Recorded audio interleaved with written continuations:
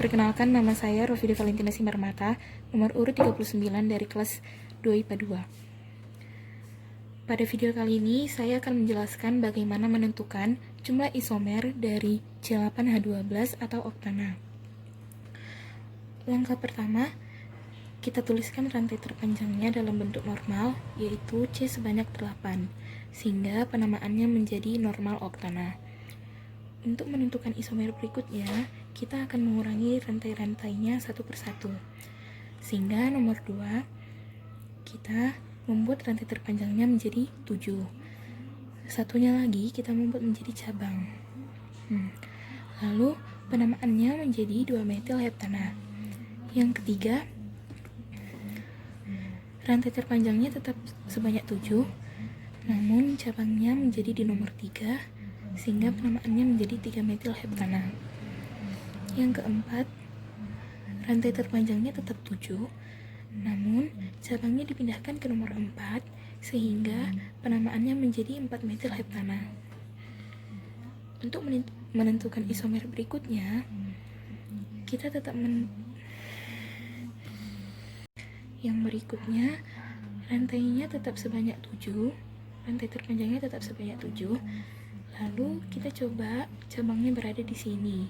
Namun karena berada di sini, maka penomorannya dimulai dari kanan, yaitu terdekat dari cabang. Sehingga penamaannya menjadi 3-metil heptana. Tapi ini salah karena di nomor 3 sudah ada 3-metil heptana. Selanjutnya yang kelima, kita mengurangi lagi rantai terpanjangnya menjadi sebanyak 6 dan cabangnya menjadi 2. Lalu kita buat cabangnya di atas dan di bawah, sehingga penomoran dari kiri, sehingga penamaannya menjadi 2,2 dimetil heksana. Yang keenam, rantai terpanjangnya tetap sebanyak 6, namun cabangnya kita pindahkan ke nomor 2, sehingga penamaannya menjadi 3,3 dimetil heksana. Yang selanjutnya rantainya tetap sepanjang 6, lalu cabangnya berada di sini. Karena cabang berada di sini, maka penomorannya dari kanan, sehingga penamaannya menjadi 3,3 dimetil heksana. Namun ini tadi sudah ada di nomor 6, sehingga nomor 7 itu salah. Yang ketujuh, tetap rantai terpanjangnya itu 6, namun cabang-cabangnya kita buat di bawah, tidak di atas dan di bawah lagi, sehingga penamaannya menjadi 2,3 dimetil heksana. Untuk nomor 8, rantai terpanjangnya tetap sebanyak 6, yang cabangnya yang dari nomor 3 tadi ini dipindahkan ke nomor 4, sehingga penamaannya menjadi 2,4 dimetil heksana. Selanjutnya, rantai terpanjangnya tetap sebanyak 6. Lalu, cabang yang tadi berada di nomor 4 itu dipindahkan ke nomor 5, sehingga penamaannya menjadi 2,5 dimetil heksana. Yang selanjutnya, rantai terpanjangnya tetap sebanyak 6, namun cabang yang di nomor 2 tadi diletakkan di nomor 3 dan diletakkan di nomor 4, sehingga penamaannya menjadi 3,4 dimetil heksana. Selanjutnya, rantai terpanjangnya tetap sebanyak 6, lalu kita uji jika cabangnya berada di sini dan di sini. Namun karena cabangnya lebih dekat dari sini, maka penamaan dari kanan. Kalau dari penamaan dari kanan, namanya menjadi 2,4 dimetil heksana. Namun tadi ini sudah ada, jadi ini salah. Oke, pembuktian berikutnya, tetap rantai terpanjangnya sebanyak 6, lalu cabangnya C2H5. Jika kita letakkan cabangnya di C2H5 di nomor 3, maka penamaannya menjadi 3-etil heksana. Lalu yang kedua, Karena tidak ada kemungkinan lagi di rantai sebanyak 6, maka kita kurangi lagi rantainya menjadi 5. Kalau kita buat rantai terpanjangnya 5, maka untuk menuju ke C8 kita membutuhkan 3 C lagi. Jadi 3 C lagi tersebut kita buat menjadi cabang. Yang pertama ini kita buat cabangnya jadi di atas, di bawah, dan di sini. Karena tidak mungkin cabang ada di sini, di ujung kanan atau di ujung kiri. Karena cabang di sini, maka penamaan dari kiri. Maka penomoran dari kiri. Sehingga penamaannya menjadi 2,2,3 trimetil pentana.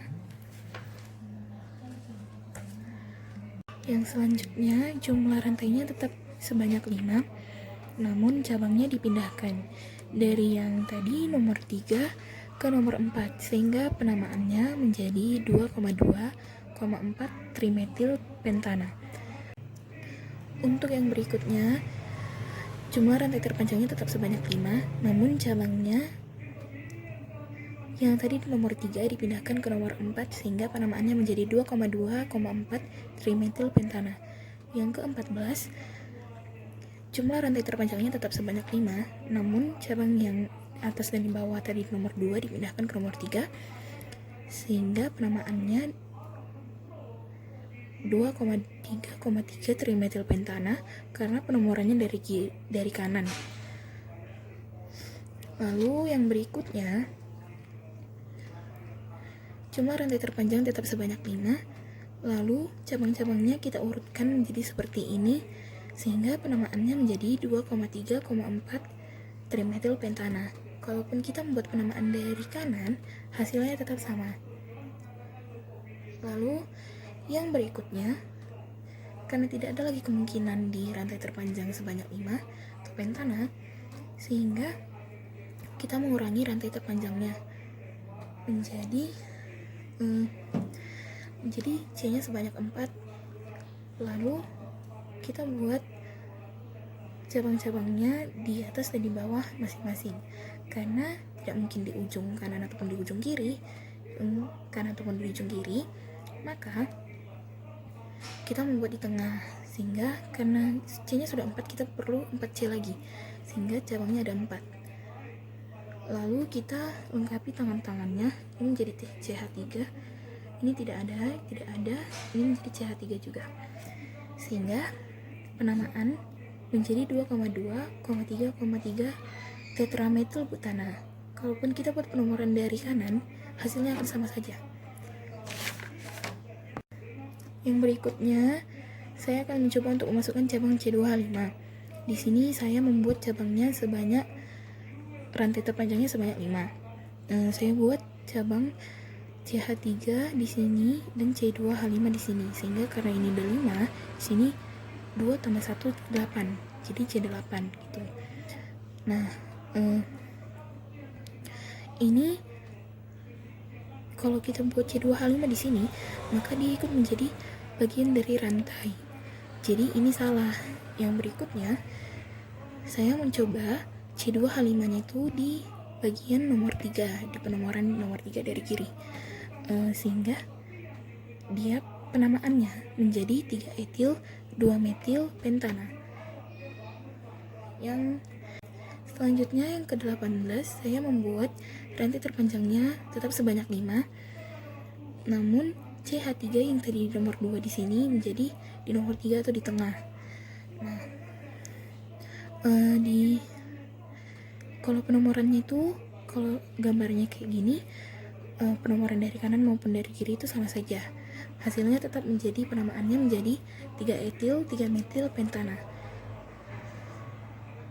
Karena tidak ada kemungkinan lagi, maka kesimpulannya adalah jumlah isomer dari oktana adalah sebanyak 18 isomer.